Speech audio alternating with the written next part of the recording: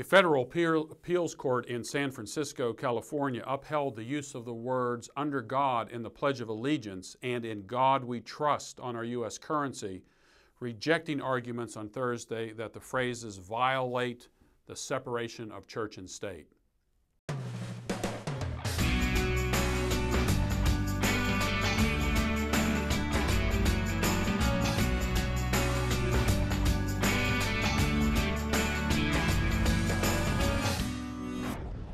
There's a phrase that has gone around, be careful what you wish for.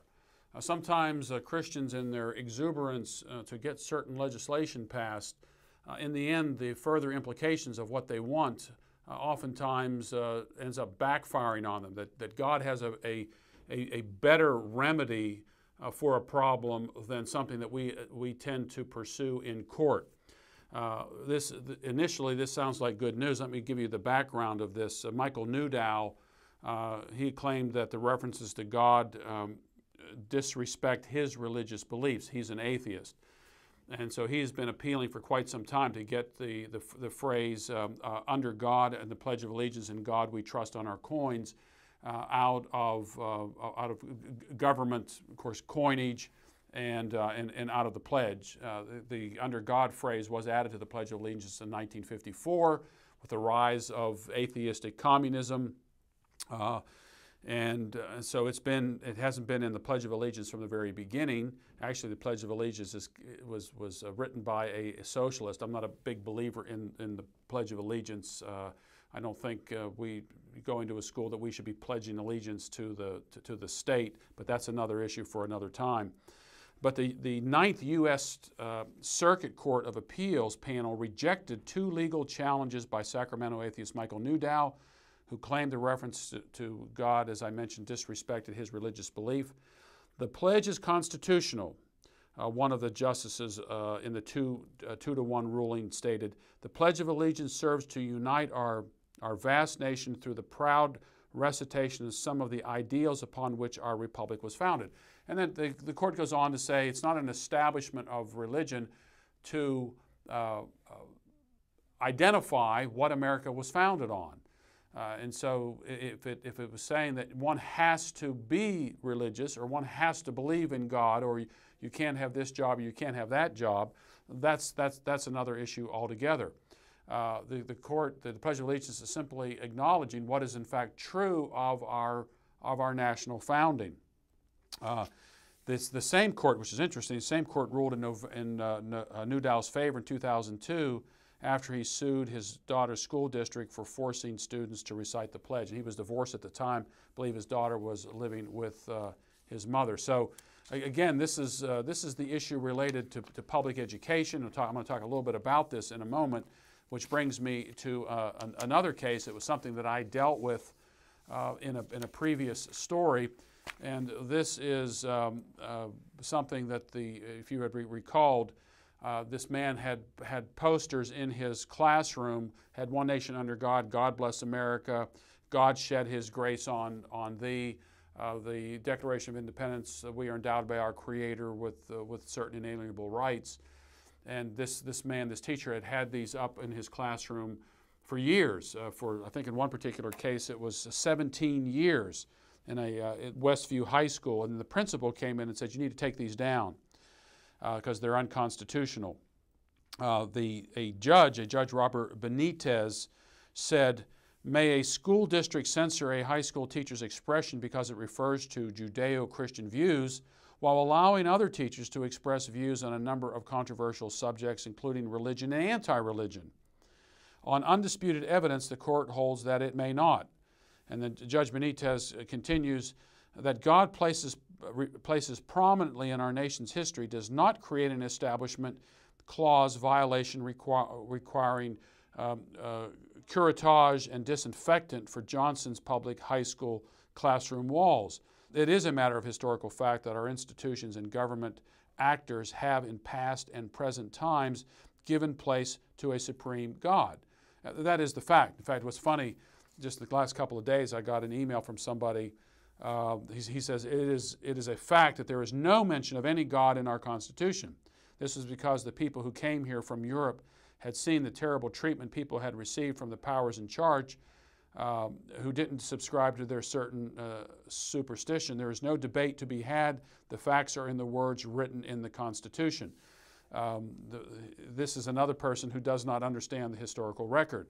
He obviously has not read the Constitution. He says it is a fact that there is no mention of any God in our Constitution. Well, there is. The Constitution states, done in the year of our Lord, 1787. The Lord there is a reference to Jesus Christ, who is in fact God. The Bible, in the beginning was the Word, and the Word was with God, and the Word was God. Jesus is God. So God is mentioned in the Constitution. In fact, not just any God, not just an undefined God, but Jesus Christ himself is actually, it's written right above George Washington's name. Now, a lot of secularists will say, oh, that was just what people did at the time. But if the purpose of the Constitution, as secularists argue, was to remove every vestige of religion from the Constitution, then why did they put that in there? Why didn't they do what the French did and just start off with a new year one? Why did they put into the Constitution in Article 1, Section 7, that the President of the United States has 10 days in which to sign a bill, but in those 10 days, Sundays is not counted? The reason for that is because Sundays was considered a day of rest, as it is still today. Now, what about my claim, you better be careful what you wish for? The school board, of course, does not like this ruling. A spokeswoman for the board said the district was worried about what teachers now are allowed to put up and wants clarification from the appellate court on that issue. Now, keep in mind that when these banners were taken down that were specifically Christian in order, there were other banners that were left up there. Left untouched by the district were other displays, including a 35 to 40-foot string of Tibetan prayer flags with images of Buddha, a poster with the lyrics from John Lennon's anti-religion song Imagine, which begins, Imagine There's No Heaven, a poster with Hindu leader Mahatma Gandhi's 7 social sins, a poster of Muslim leader Malcolm X, and another of Buddhist leader Dalai Lama. See, it was only the Christian posters that were taken down. These other posters were left up. Now, here's what I think is going to happen. I really believe that what's going to happen in the future with this, I know how I would counter this if I were the secularists like these schools. And this one board member kind of points to this. It says one of the board members had released a statement questioning what else could go up. And if I were this public school, I would say, okay, we're going to let everything up here. We're going to let Muslim prayers up here. We're going to put Buddhist prayers up here. We're going to put atheist prayers up here. We're going to make this so diverse and so pluralistic that it will drown out the Christian the Christian references in our America's Christian past. This is what I think will take place. And so the Christian stuff will be diluted. There's going to be all kinds of controversy in the public schools over all this. And we at American Vision are working on a plan to foment that controversy. And we'll let you know about that if it comes to fruition. But this is the problem with pluralistic, diverse education. When you put this in the hands of the state, the state gets to determine what it wants in its curriculum. And so once the judge says this is legitimate, and it is legitimate, it is based upon America's historical founding. But you're going to find the schools saying we're going to put everything up there, and it's going to get back to pluralistic chaos. In the end, the solution to our educational problems in our nation today is for parents to take charge of the education of their own children, pay for it yourselves, either homeschool your children, work with your church to start a Christian school, get together with other Christians and start your own Christian school. That way you have control of what goes up anywhere. It is your school, you have jurisdiction over it.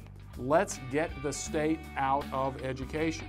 There's nothing built into our federal constitution that says anything giving any power to the federal government on education. States, of course, have it written into their own constitutions. But if you really want to change your child's worldview, 50 minutes on Wednesday evening at a pizza party, or 45 minutes at Sunday school on Sunday after 6 hours a day, 5 days a week, and 10 months out of the year, 12 years of indoctrination, you're never going to be able to overcome that.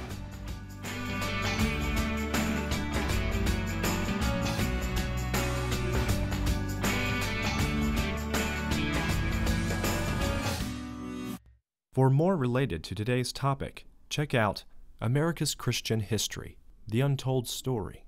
You will find it at AmericanVision.com.